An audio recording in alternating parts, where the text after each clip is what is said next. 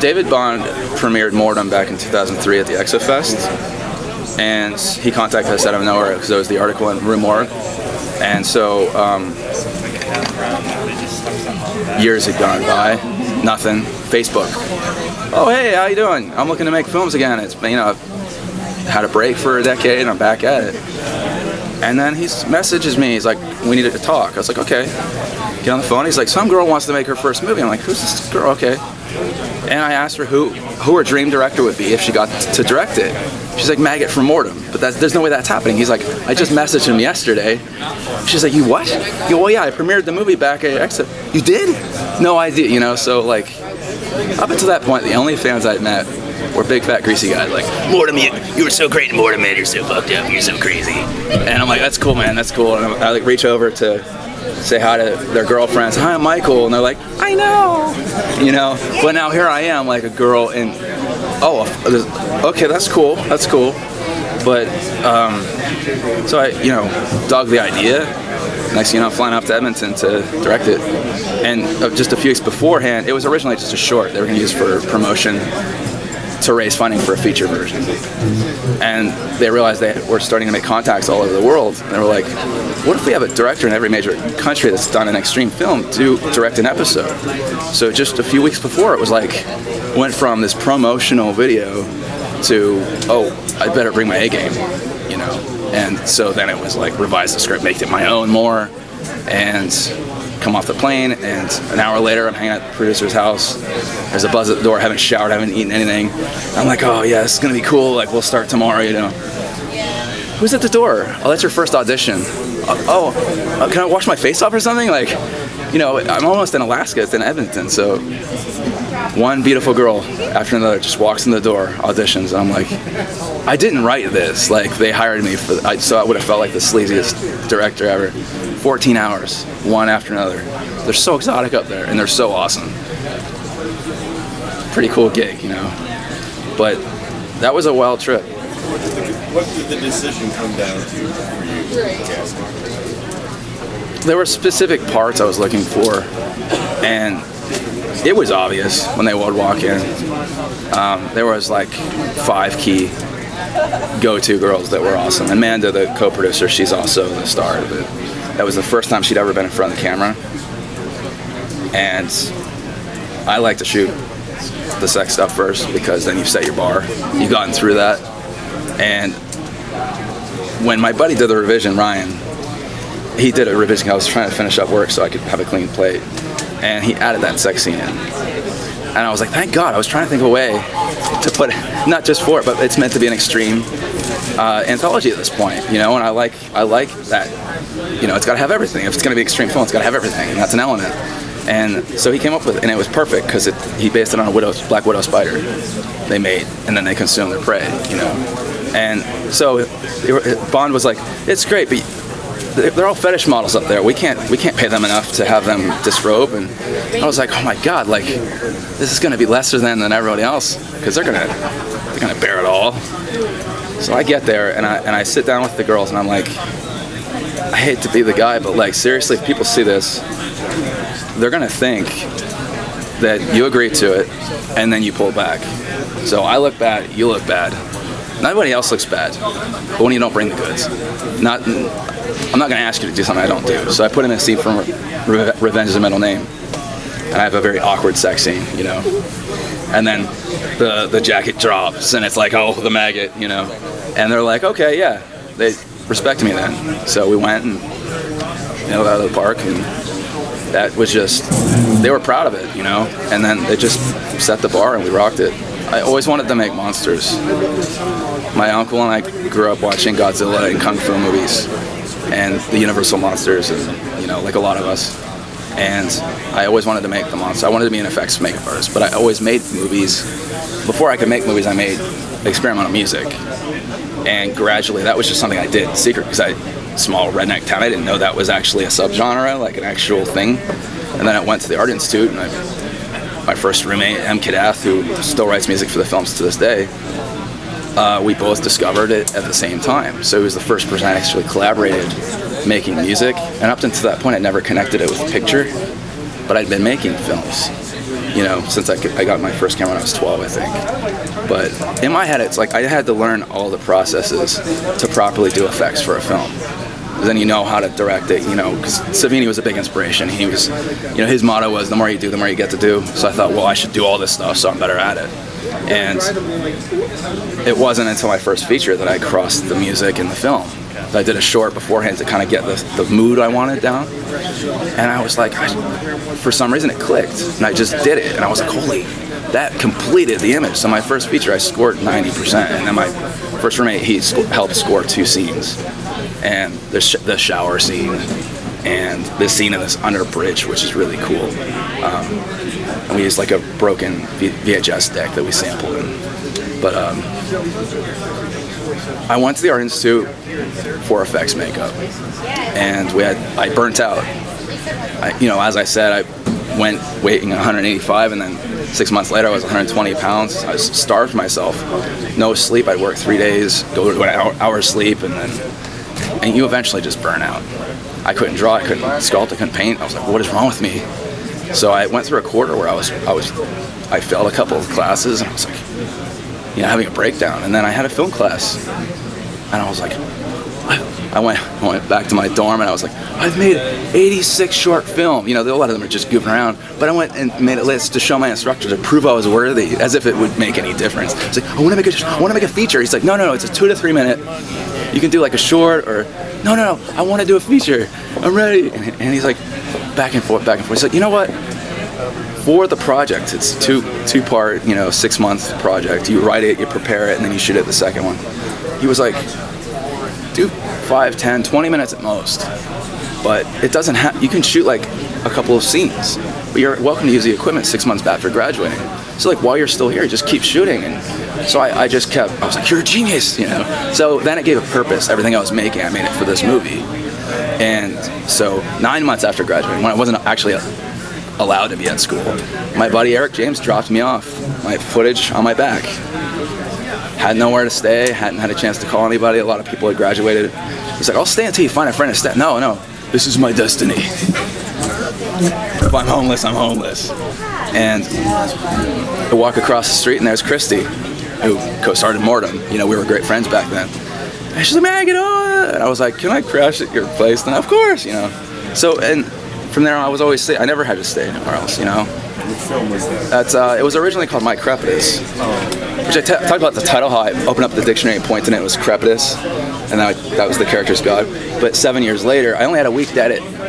So 7:30 in the morning until 10 at night, I went into the white room where the editor SVHS taped the tape, and I didn't leave that room. If I had to pee, it didn't matter. I didn't leave it. I gave myself 3 chances, and the edit was done, and I had to move. But then it's like, then I did sound design for the next few weeks, and I would go and wait for a machine, and I would dump that sound onto the master. That's how I finished it. But like after it, I was like, oh yeah, it was a good job for your first feature. I was like, you gotta keep in mind I only edited in a week. And they're like, it's your first feature, it's okay. And it's like, well, no, I'm not apologizing. So for 7 years, it kind of haunted me. It was like, I know what it was, and so it was kind of in between. We had shot Opening the Mind, and then we'd shot And Then I Helped, and they were like both shelved because we were gonna do another film. So it was all the right choices at the time, but it's like, I don't want all these unfinished. I need to finish something. So I thought, let me finish that film properly. So I went back. And when I told people in the industry, they were like, leave it alone. And I was like, oh my God, no one's even gonna give it a chance. So I'm like, I gotta retitle it so people won't know, I can fool them. And then they'll appreciate when they see it. So I was like, well, for 7 years, I never left the fucking white room. Like I was stuck, because I'm in an institution in the movie, so like metaphorically. But I was stuck in that little, room where I edited it, that I didn't have enough time, and so it just, it's kind of fun about the titles we were talking, But then it was, for that time, I was like, oh, am I an effects artist? Am I a director? And 2002, I did a tribute to Sanity, short. I was like, I'm gonna make a short, no budget, nothing. If it surprises me, if it works, then I'll pursue whatever this is. If not, I'm gonna save up, move to LA, be an effects artist. That's what I meant to do. And wind up in New York, in Fangoria's offices, and like Tony Tampone was like, "You're a scary dude. I can't wait to talk more." And you know, we almost got to collaborate on some stuff, and none of it ever transpired, but it was just like the potential, you know. And that was right when we started Toe Tag, and it was just like, okay, the dominoes just kept going. And Fred and I both went to the Art Institute, so we would both, in passing, because we were just so absorbed in our work, compliment one another. He was doing his Frankenstein's monster bust, and I had like this screaming hand thing, and he's like, "Oh, that's cool, man, that's cool. All right, yeah." But I got a 4-track to score my Crepus White Rim, the first feature, but I was stranded in a road like miles out of Pittsburgh. The buses never showed, so I'm standing there with this 4-track, you know, and I'm lost, and I don't even know where I'm at. And then there's Fred, but I'm like standing at this gas station, and these old ladies keep waving at me. I'm like, who are these old ladies? And they're like looking at me, and then I see Fred pulling in, and he pulls out a Wolfie doll from the Addams Family, and he had made it custom for them. And so you know, they saw me with this big box, and they're thinking, oh, weird artist looking weird, and maybe it's in the box, you know. And so I went over and I was like, hey man, you know, I told him what was up, and he's like, I can drive you into town. And so we hit it off, but then that was, you know, it for probably 9 months, well, year and a half, 2, because it was up until 2002. And I was in Incredibly Strange Video, which was like the gold mine of Pittsburgh for independent and extreme cinema.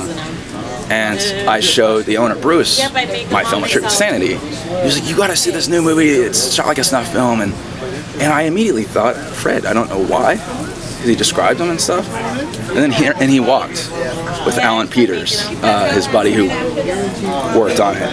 And they watched A Tribute to Sanity, and they were like, yeah, you can take it. So I watched it twice, back to back.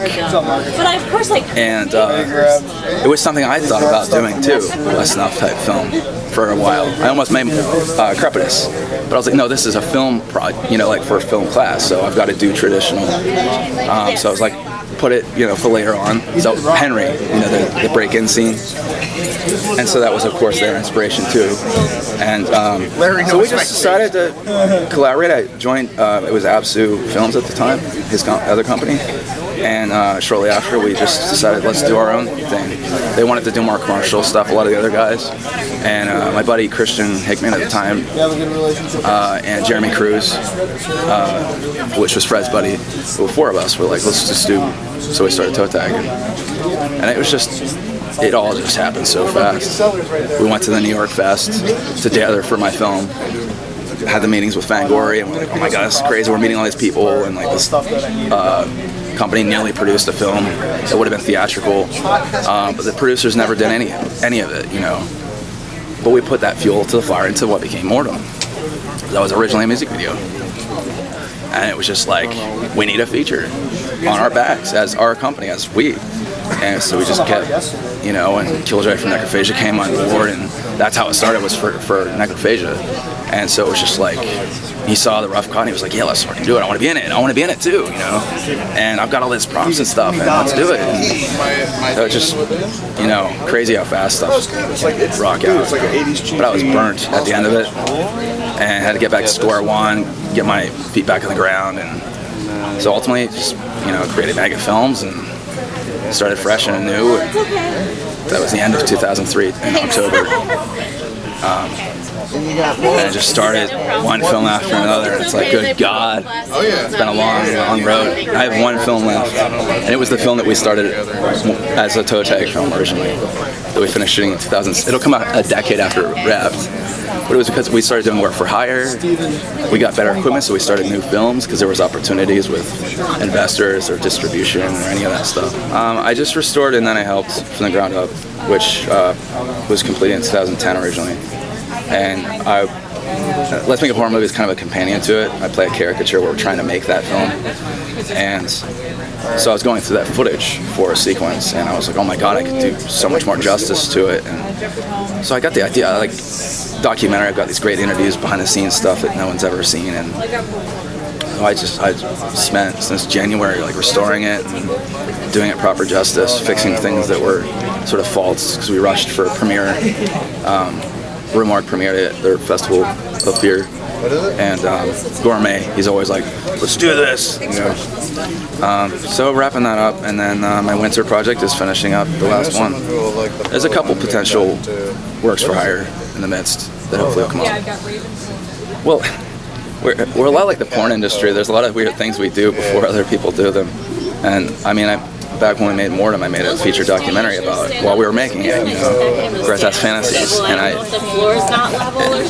it just felt right. It was like, no one's going to know what went on. I mean, it's shot like a snuff film. So I didn't reveal all its secrets, you know what I mean? But just saw a PG capture of that, because there's no nudity in it, you know what I mean? It's like very, I think there's some swearing and stuff, but like it's very much a contrast to what we were making, which was kind of a healthy other side, you know, to do these goofy interviews and stuff. But I mean, how else are they gonna know? I mean, now the internet, I mean, it's like the internet wasn't that way back then, but I don't know. But now studio, that's a, you know, there's always the documentaries on them and stuff like that. But who else is gonna do it? You know, like, not like people beating at your door and be like, we're gonna make a documentary, unless you're Jim Van Beber. You see it as an opportunity to inspire and influence the next generation. It's part of it, maybe. I mean, you know, some people have kids, and some people have kids and make films too. But I'm an artist that, you know, it's in that blood to kind of continue, whether you want to or not. That's part of your passion. I think that's all part of it. My name is Rachel Deacon. I am a filmmaker and artist and a whole bunch of other shit out of Pittsburgh. Like it totally is. You work with Michael Megan. Yes. Have you always worked with him? No, we've been collaborating for probably... Mikey, what year did I start fucking around with you? Not that. What year did I start making movies with you and stuff? What year was Terror Town? Okay.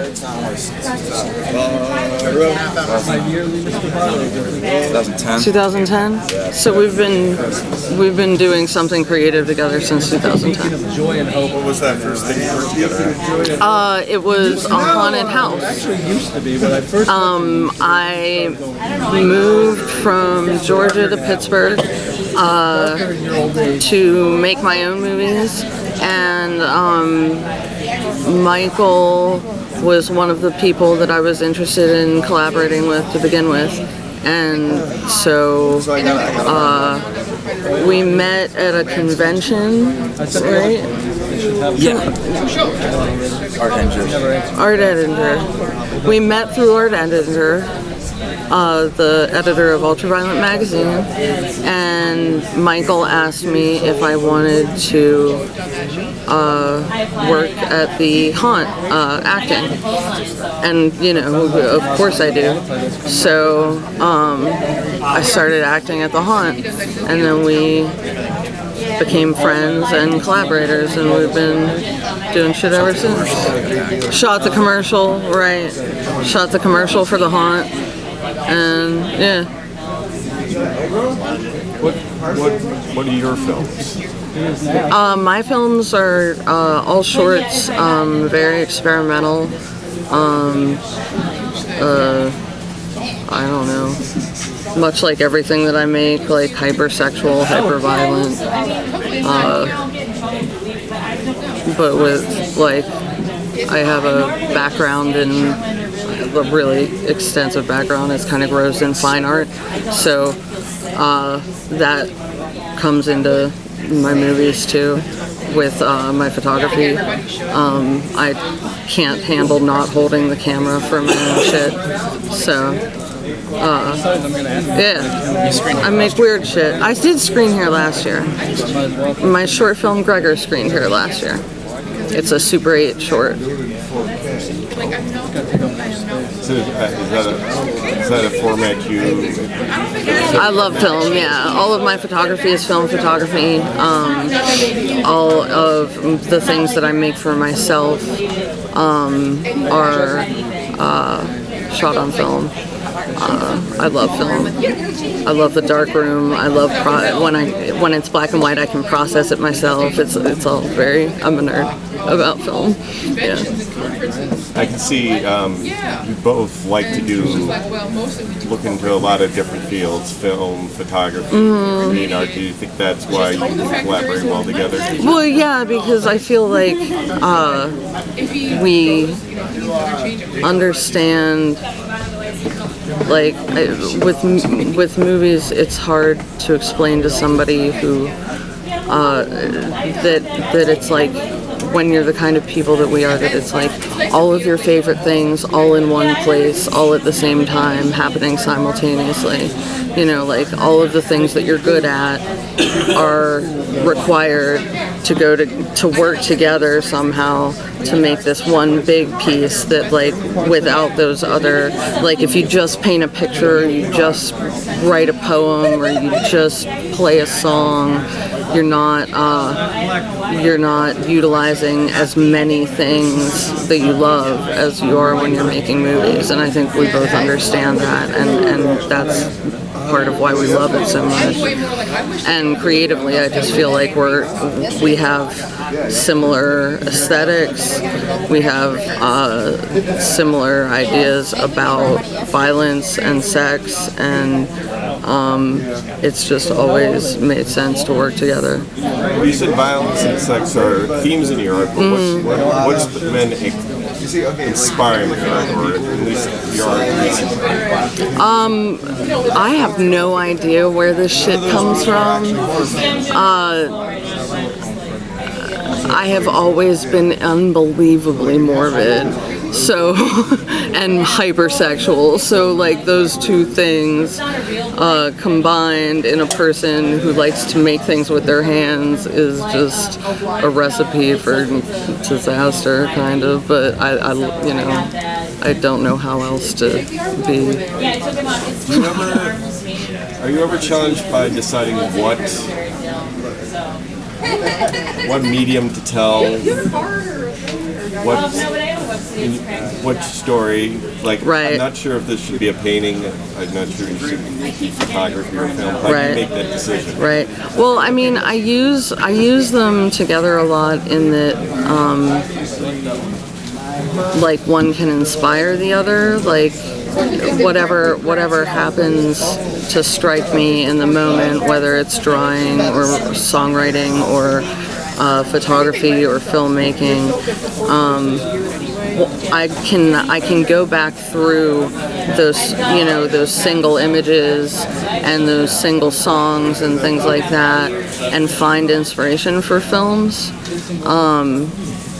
Not really consciously looking for it, but just through looking at my own work and what it is that I've been doing. I have a photograph that was the impetus for the film that screened here last year. Yeah. These were preliminary ideas for Gregor. How does your themes of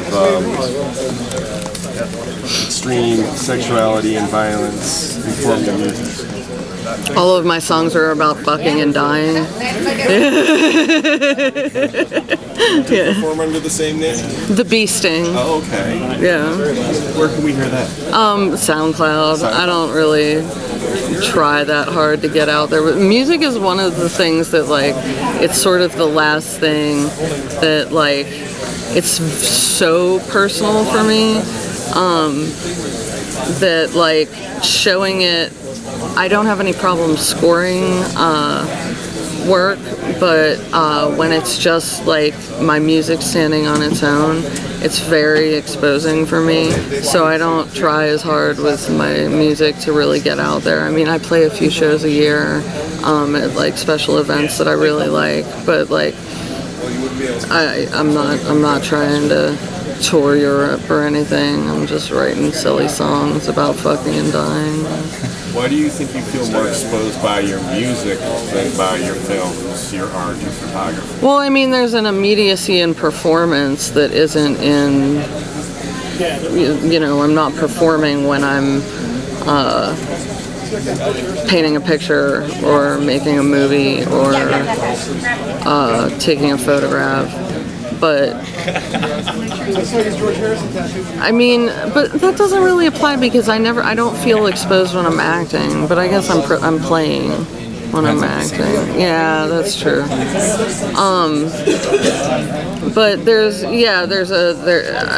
I kind of can't help but write like the most honest things that I possibly can, and like I also can't help but paint the most honest things that I possibly can, but I shroud that honesty in metaphor and tits and blood and things like that, instead of just writing clearly and succinctly how I feel. So when I write songs and then have to perform them, there's a lot of bareness that doesn't exist in these other mediums. I don't know what it is. It's just sort of my like one last little thing just for me, you know, like, yeah.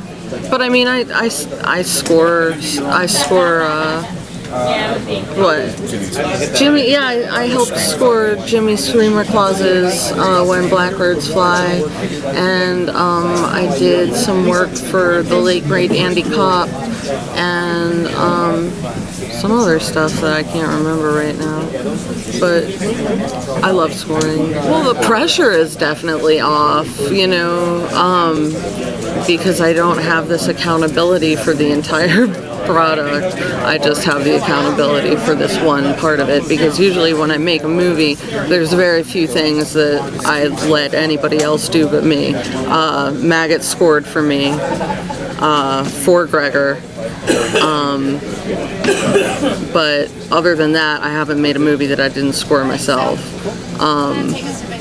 So, but there's definitely a lack of pressure, and just like a real desire to like make, I mean, Jimmy's my friend. I just wanted to make my friend Jimmy happy, you know, so not so much an exposure, because I had a task. There was a specific old Bible song that he wanted me to adapt lyrically for the time frame of his film, and so I did it, and I didn't have to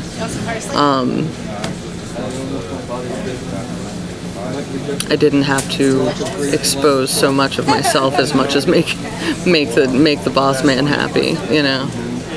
I mean, there isn't really anything that I can like keep myself from doing if the mood strikes me. So I mean, I run a poetry event every year in Pittsburgh called Free Poems, and that coincides with the publication of a book. I can't help myself. Like everything that I can make art with, I mean, why not make art with it, you know? What would be the next medium you'd like to explore? I don't know that there's one that I haven't. I haven't done porn yet. I was thinking sculpting, but yeah. Right, no, I've done that, yeah. You're developing a feature. I am working on it. Yeah, I am developing a feature, it's true. Why don't you let us know about that? If you can. I'm not going to tell you nothing, but I mean, it's going to be shot on a woman who asked to remain anonymous because she didn't want her name attached to my work, donated 9.5 hours worth of color 16mm stock. So I have enough color 16 film to make a feature now. So I'm working on that. It'll go down. You have an idea? Yeah. Do you have an inspiration? Yeah. Was there a case like this before where something you had previously done in a different medium could inspire? There's definitely imagery that I'm going to revisit. I always do. I mean, not exactly. I don't copy myself, but there's imagery that always resonates with me. I mean, I think that there's a very clear style in everything that I do. So I've come to the point where I'm quite comfortable with it and plan to continue it. get my follow-up with you. All right? So, let's check. How much, I mean, so much stuff has happened since last year with you. Yeah. Touch base on some of that. Ooh, well, okay, we just finished completing shooting Bloodshot, which we sort of semi-premiered here, because it was like 3/4, or not really. He actually saw more than I saw up until yesterday. We got Unearthed Films, we got Revenge of the Middle Name coming out in August, Creeper coming out in September, Femme de Mort, Phil Stevens' Flowers coming out in October. November, we're taking a rest. December will be Man of the Many, then Mechanics, Lambskin, 3 Tears on Bloodstained Flesh. And we're starting off the Unearthed Classics line. And that'll be 4K transfers of The Unnameable 2, Dark Side of the Moon, Nightwish, In Talks with Blue Sunshine, and The Hills Have Eyes. So Really well with, I mean, it's the first American guinea pig. I mean, was that a surprise to you? yeah, no, I wasn't expecting it to gain this epic proportions. The fan base is just growing spectacularly. It's very hard to keep up. That's the one thing that's been. Obviously, you had to bring it. I mean, it's American guinea pig. Right. You had to bring a different sensibility to it. What did you feel you needed to retain from the originals? The raw, the gritty, the real good close-ups of the gore that just the camera lovingly pans on it. The mental instability of some of the movies. I mean, 3 were phenomenal, 3 were, but as a whole, they can be seen. So I don't know, it's a rough question. Well, what makes the American version different? What makes it stand out from the originals? What's going to make it stand out? What makes it the American guinea pig? Besides no Asians. Right, yeah, there's no Asians, Well, no, we're talking to a Japanese director for the 4th one. So, and that'll hopefully bring it back around. Because just because it's American doesn't mean there aren't Japanese nationalists with passport that, want to work on it. But the American guinea pig, I mean, we're just going to go balls to the wall. It's like, if you watch the original guinea pig series, it was Devil's Experiment, Flower, Flesh, and Blood, and Mermaid. And then they started getting a little hokey and comedic.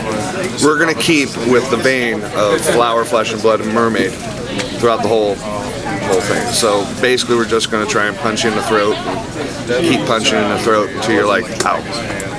So I don't know, you mentioned it. Can you share that story about the last 2 actors we see on screen? For Bloodshot? Or no, for Bouquet. Bouquet.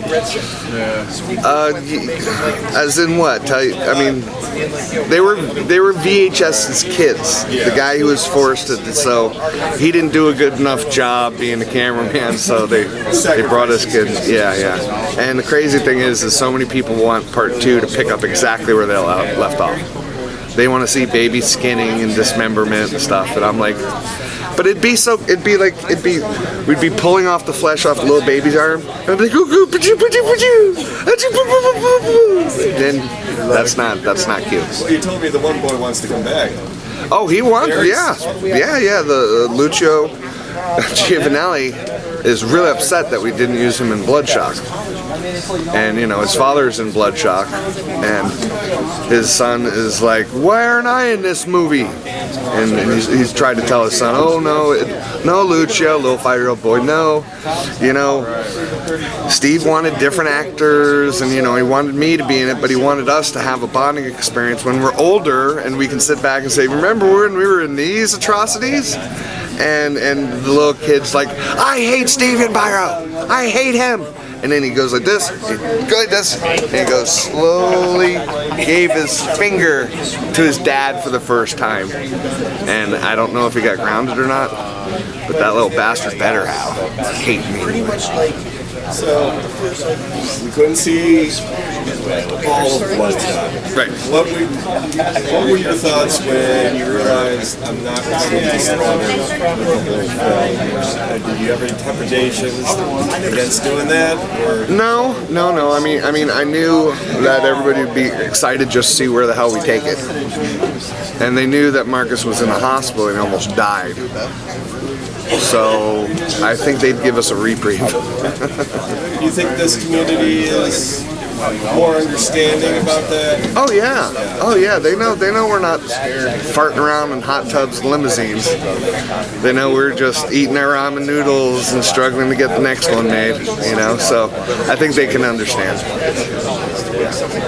So who else do you see being involved in this, going forward in this series? Well, I'm in talks right now with the guys who directed Visceral, Between the Ropes of Madness.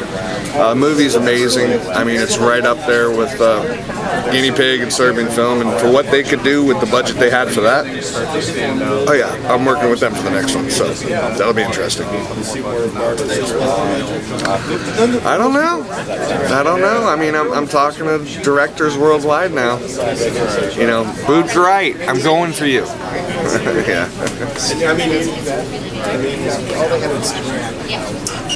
That series has become a community event. Right. You're involved, Marcus is involved, Jimmy's doing music. Right. Is it easier because you can just have so many of these friends in the community to pull from and get as excited as you are about it? It's well, when we announced it, everybody was excited. They were like, "Oh my God," you know. But the core people, Van Beber, Screamer, Cook, and being good friends with these guys, they knew exactly what I was wanting to do and whatnot. So it was nice. We all coalesced and melded, and it just worked out great. Yeah. If you're gonna pitch it to me, it's got to be badass. No, I'm getting bad pitches. I'm like, no, that's not a guinea pig. No, that's a video game. What are you doing? Stop that. Smack.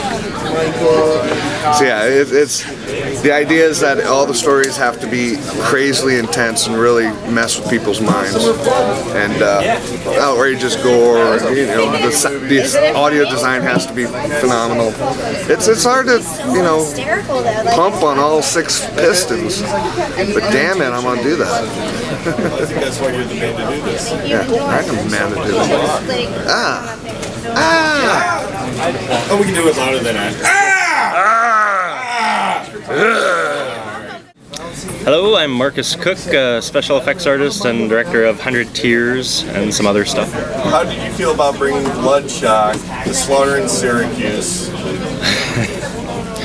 I'm a little bit nervous about it because, Steve and I's plan for it was to do like a totally different type of film, because the Guinea Pig series, each film kind of goes off into its own direction, and so we didn't want to make the same film twice. Bouquet of Guts and Gore is the quintessential like snuff film. It's all the body parts, all the gore, and with the next one we just kind of wanted to go a different route. There is blood in it, but it's a totally different story, totally different tone and feel. So I was kind of nervous because I don't know how people are going to react to it. Well, I asked this to Steve about the first, and I want to ask you, what did you feel that it had to have to be part of the Guinea Pig series? The overall, what did you have to pay respect to in the Japanese? Well, yeah, there's definitely a couple homage portions as we were doing it. The closest, because we didn't want to remake anything. Like Steve, the only reason why Bouquet of Guts and Gore is like Flowers of Flesh and Blood is because that's going to be the companion piece to kick off the new series. But like within mine, probably the closest it could be to would be Devil's Experiment, maybe. Like there's some tones of that where it's just progressively worse kind of punishments and tortures he's going through, but that's about as far as it goes.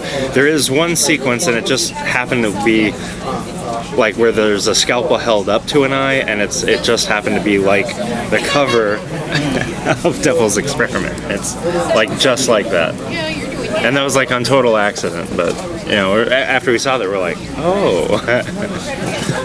Steve's got a picture on his phone. Do you think accident or subconscious? Might have been subconscious. Maybe we knew. I don't know.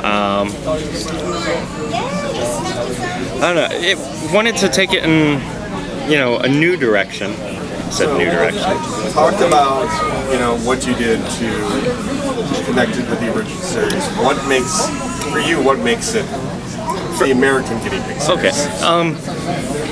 I think what makes the new series like, you know, a guinea pig, like, or the new movie like a guinea pig, to me the films have always been about, you know, human experimentation, people used as guinea pigs. So in one way or another, someone's getting tortured on or cutting themselves up, like, you know, he never dies. So I think as long as, you know, all the films kind of have that element to them, they can get weird and wild and go different directions. So it's all good. Your story is more of a narrative, but what else differentiates it from Stevens? Yeah, there's you know, it's weird when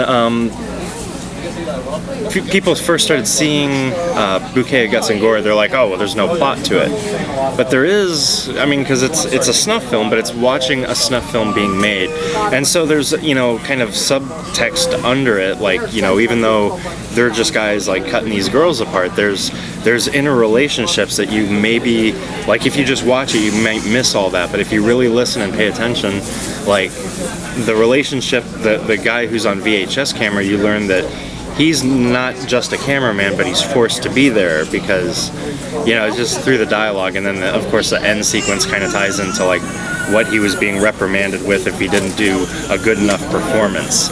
And yeah, so there sort of is a plot, but it's not, you know, in your face, like, here's what's going on. You have to like kind of watch it on multiple views and kind of pick it up. Steven says he wants everyone to have push the extremes of the physical violence. What about the psychological natures of primary for the first one? And yeah, well, I think with Bloodshot, I wanted to focus more on like the psychological aspect. I mean, it definitely goes into, you know, gore, but it's different than bodies being cut up. So there's not a single person gets disassembled in this. So, you know, it's little tortures, but it's more about the tortures of his mind that he's going through, being locked in a room, and, you know, why he's there, he doesn't know, like, you know. So I don't know, I think it's a lot of mental anguish that we put him through, and trying to translate that to the audience, that when the audience is watching it, you're experiencing what he's experiencing. So I don't know. I don't know if it reads. We'll see how people take. You've been very busy doing a lot of effects work for a lot of different directors, but what are you hoping to do in the future? There is a film I want to do again. Like, I really haven't directed outside of this. Like, the last thing I directed was in 2009, and that was Fell. And I've got a script now going on almost 15 years that I've been trying to get made. Matter of finding funding, and that's always the hard part for me. I'm not good at that.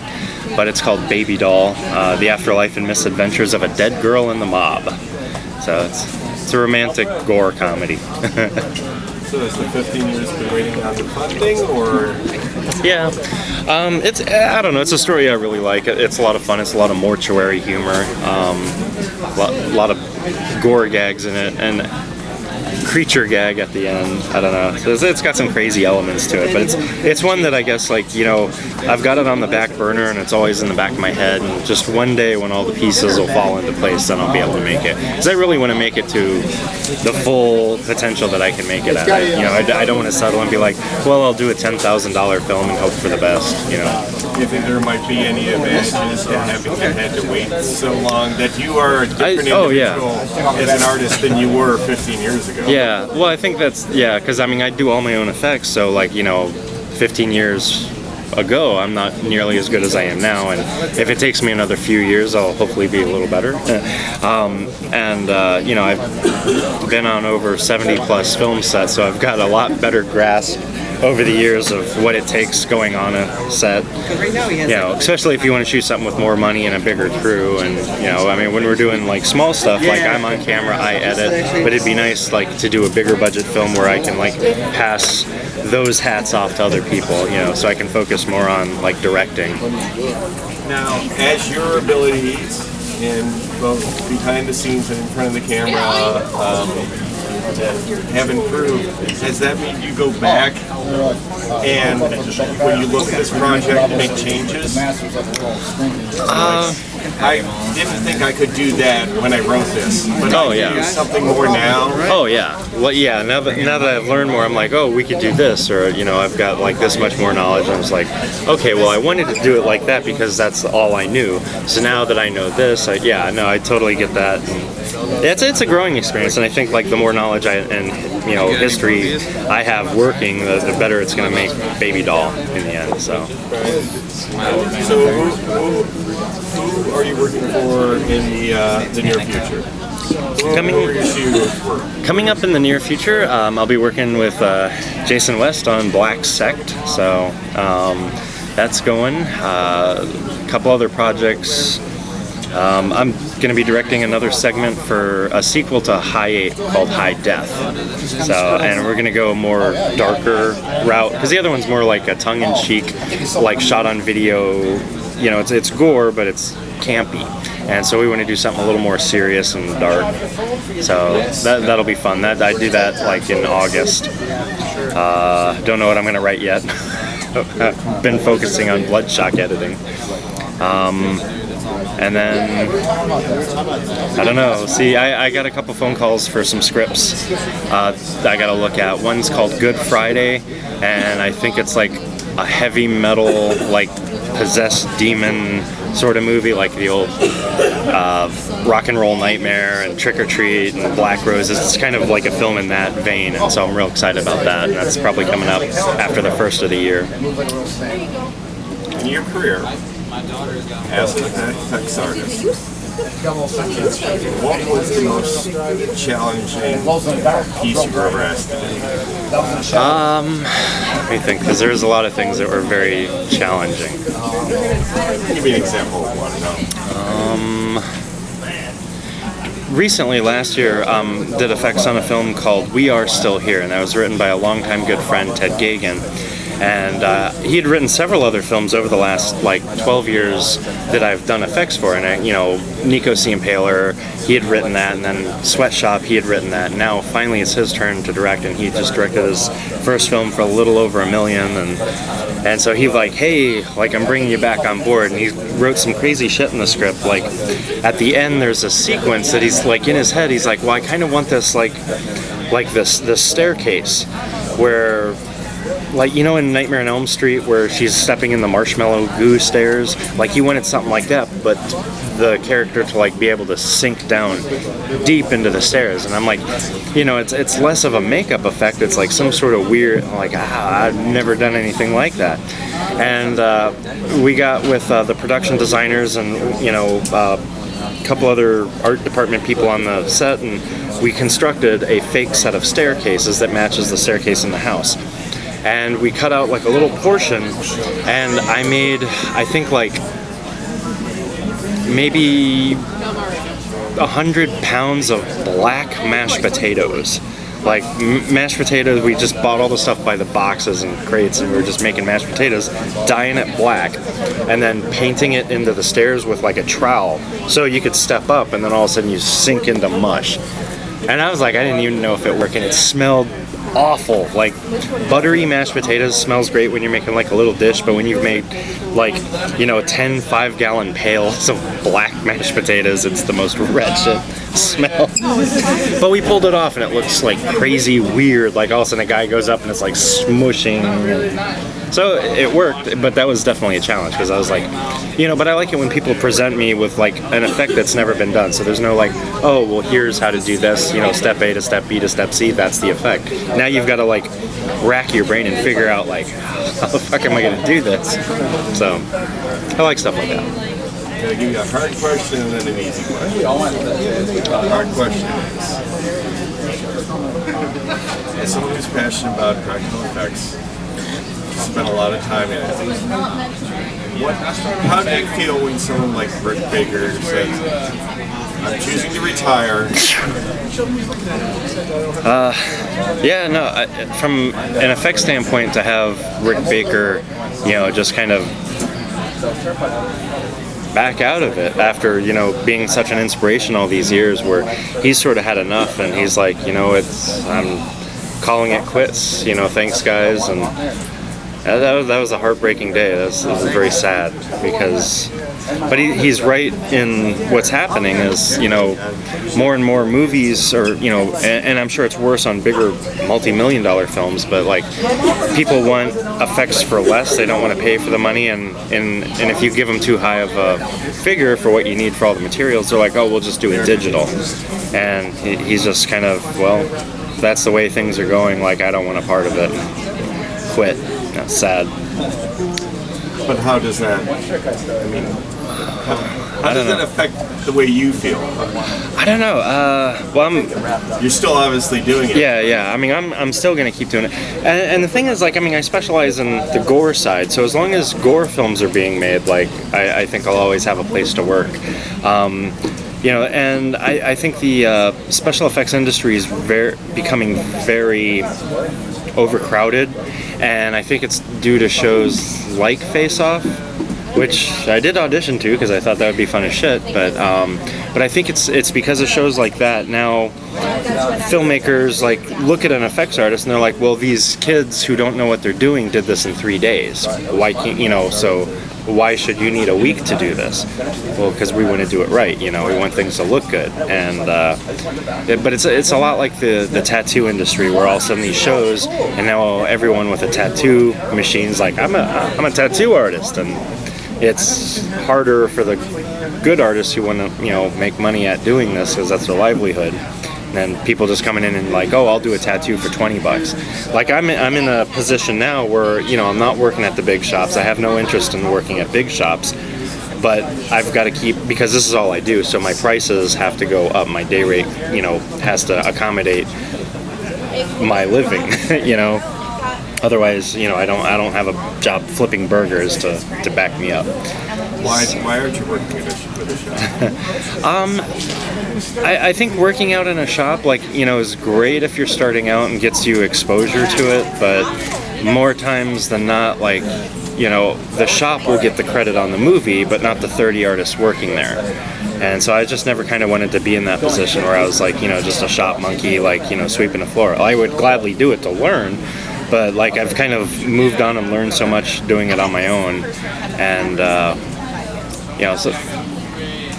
so it's I don't know, but I think the market's becoming overflooded, and there's so many artists who want to be creature designers. I want to do that too, but there's so many people doing it, where when it comes to Gore, there's only a handful of people who specialize specifically in life casting body parts, blood, guts, and gore. And it's like me, Michael, Fred Vogel, and Jason Cook, and that's we're it, All right, close with something a little more fun. I heard you mention this. Tell me about all the dicks you're doing. Oh, yeah, this past year I've made a lot of dicks. I made one dick for a film, and they're like, hey, I need a dick in my film. Can you make me a dick? And then, hey, I saw that dick you did in that film. We need 3 dicks. And I'm like, okay, so I'm not gonna cast a dick. I really have no interest in doing that. So I hand sculpt them all, and I think I must have done 10 dicks last year. But I finally got to do a full vagina, so that made up for my year of dicks. One vagina equal to 2 dicks. Now, were any of these? Was there any special effects that you had put into these? Oh yeah, no. Well, yeah, I cast them and of course they're always erect, but I had 1 limp penis I had to make. No, two limp penises. And then of course inevitably someone wants it to pee or come, so I've got to rig it and. But and when it comes to the balls, I make a very thin skin, and I use an additive to make the silicone super soft, and I'll throw like hard balls in it so they're squishy. I don't know. I try and go all out. It's probably not necessary. These guys probably could have just gone to a porn store and bought like a realistic like dildo and called it a day. But I don't know. But as long as they're coming to me for like work, I'm happy to do it. So what's your come for? We found with if you take a little bit of Ultra Slime and add in like powdered non-dairy creamer and a little bit of water, it makes a really good cum consistency. We figured that out on Circus of the Dead. We needed some cum, and then Hospital Part 2 we needed some cum, and then Her Name is Torment 2 we needed some cum, and so I was just because I've heard everyone suggest like, oh, just use a conditioner, or like and if that gets in someone's eyes, that's obviously soap, so that's bad, but there's nothing bad in Ultra Slime, so it seemed to work out. Back in the day, FX artists would compare their what's your blood formula? Oh yeah, and that's to me that's always been funny, because a lot of people like have weird blood recipes, like they put weird shit in it, like Colgate cinnamon, or I put peanut butter in mine, or I mean just weird things, cornstarch. And my blood recipe is like simple, like I it's not necessary, and I don't hold anything secret, but it's just Caro syrup. I thicken it with chocolate cocoa mix if I need it thicker, and darker, and then if I need it thinner, I add water. I don't know, it's simple and I make it look good. Keep it fun. Which is more challenging to sculpt? Dicks or vaginas?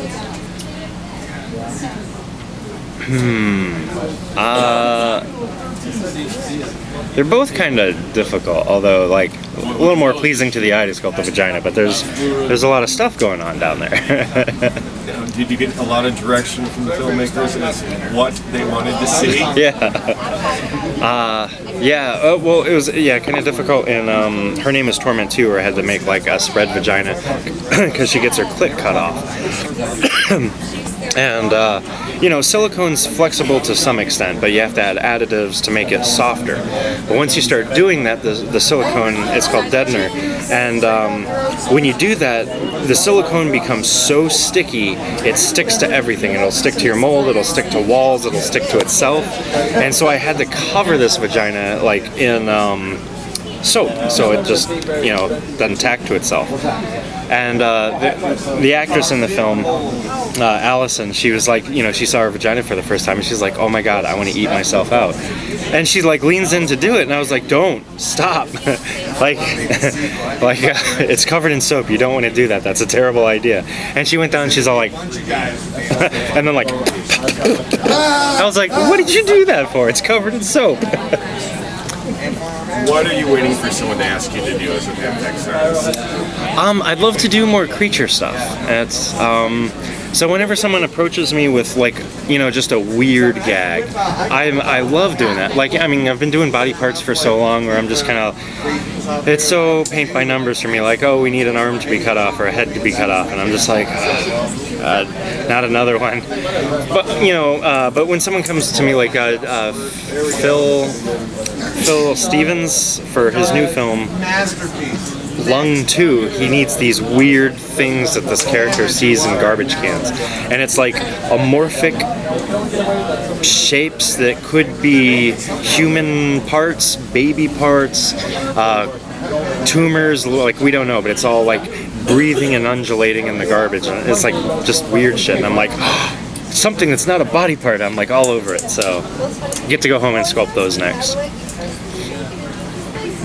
Do you think a lot of the filmmakers trust your imagination? I'd like to hope so. I've been doing it so long, like, not only like shooting my own stuff, but editing my own stuff. And so when I make something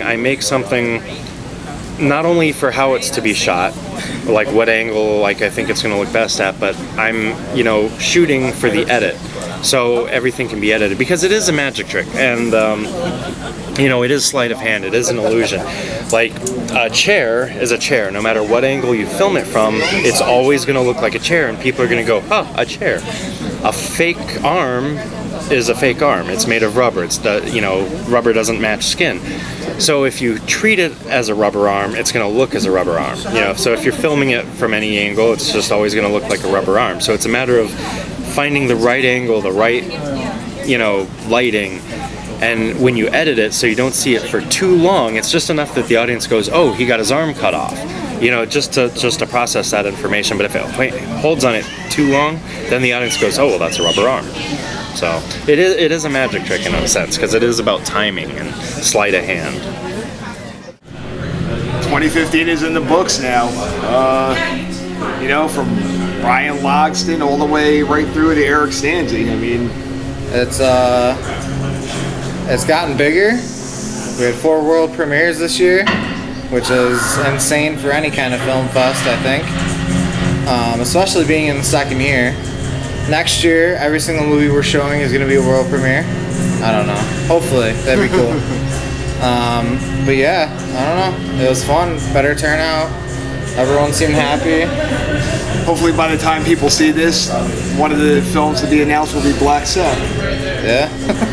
You know? Next year. It's going to be interesting seeing you run it and have a movie on. I don't know if I'll be able to function that day, truthfully. Oh, you know, it was hard functioning the whole weekend. Yeah.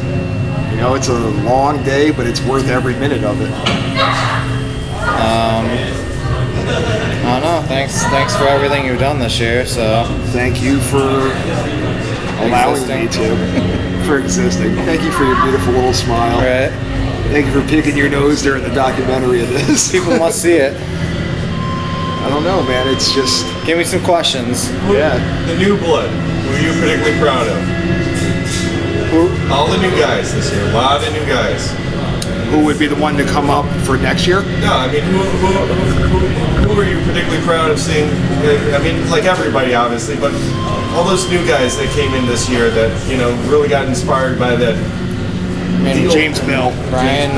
I think James Bell made the biggest jump out of the newer directors, newer directors. It's really funny watching James in there too, because James is under the impression that everyone's gonna hate his movie when they watch it, and it's really, really funny to me because the amount of progress he's made since Dog Dick is just, it's insane. And Tantrum is awesome, and I think everyone agrees with it.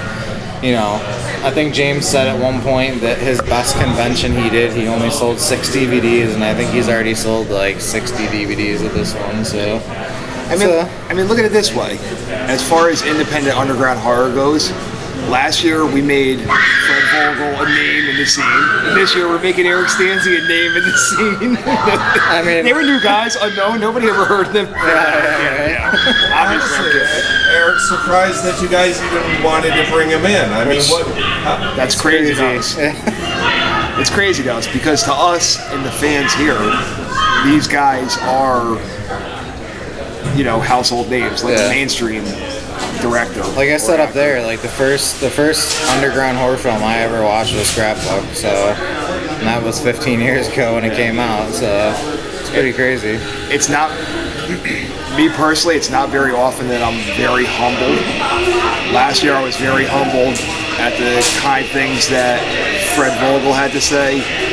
This year I've been doubly humbled by the kind things that Eric Stanze said about our event. So it's really crazy how how much we expect shit to not go right and how smooth it normally goes the day of.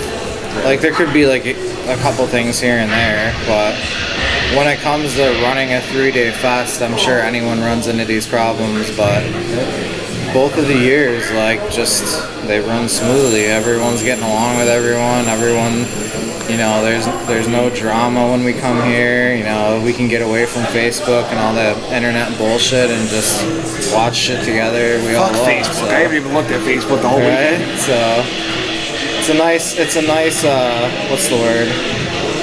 a nice takeaway from life, from reality. Yeah. from reality to meet new family. I mean, that's the oddest thing that me and Jason were talking about was the guests. I mean, the people that came here. We've doubled in size and have maybe a 16th of the people that came from the first year. So most of the people here are new fans that either heard about it last year or because the directors we're bringing in were attracting different crowds. Now we just need to just keep doubling it and growing. I'm really surprised it's like a big family. about the local sales this year. We had like none last year, and I think we had like, it's not a huge number, but we had like 20 people locally come out. So, and I feel like a lot of these films, like Headless in general, Headless is like a movie that more and more people. It's an underground film, but a lot of people know what it is at this point. Yeah. I don't want to say it's like the biggest movie of our fest, but I think it's something that more people know. Yeah. Like Headless over Eric Stanze, which is odd to say. Yeah. But I don't know. It's next year. We're gonna have Uwe Boll and Olaf Hittenbach coming down and all these people. So I don't know. One of the things that surprised me this year, you have people, both established directors, new directors, who aren't even showing who needed to be here, who wanted to be here today. Yeah. Alex and Marissa and Luke is here, and Jason Christ came with Eric Stanze. He made Savage Bryan Artists Nicholson's too. been messaging you all day. Ryan's been telling me to say hi to everyone. Jimmy Screamer Claus is here. Yeah. Who else is here? Fred Vogel's not even playing. Yeah. Fred's assured me multiple times that anytime we do anything up here, he'll be here no matter what. So, that alone's awesome because That's the stamp for that's approval. Fred Vogel, But It's just amazing, man. Yeah. I mean, people look at us and they're like, "You guys are doing a great job supporting the scene." It's not us doing it; it's the fans and the filmmakers. They're supporting the event that we're putting on. We're just like a shell. They're the heartbeat of it. yeah, So yeah, definitely. fantastic.